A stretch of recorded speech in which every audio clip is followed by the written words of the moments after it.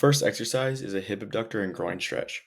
Here, you really want to make sure that you're pressing into the pole, as you can see there, creating tension with your hip and loosening up your hip abductor.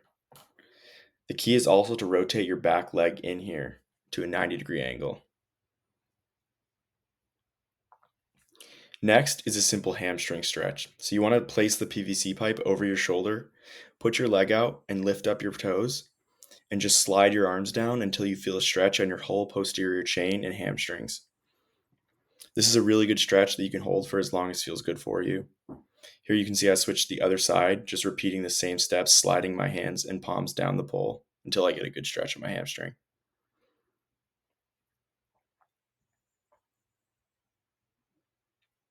This next one is called a horse stance foot lift. While it may look kind of silly, it's essentially a calf raise where you engage your core. It's really good in your calves and your core. So the whole time you want to be engaging your core and just rise up and hold your calves at the top.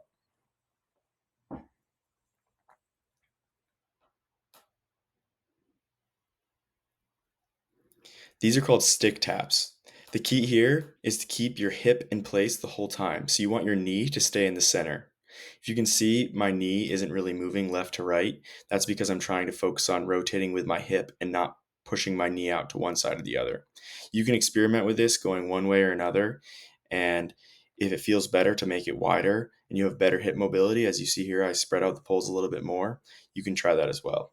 Just try and maintain your hips to stay center and your knee at the center the entire time. Finally, we have a variation of the stick taps. These are the high knee stick taps. It's the same except you're going to touch your heel to the poles and do a high knee for every rep. Again here, try and maintain your knee to stay in the center the entire time to maintain the hip mobility.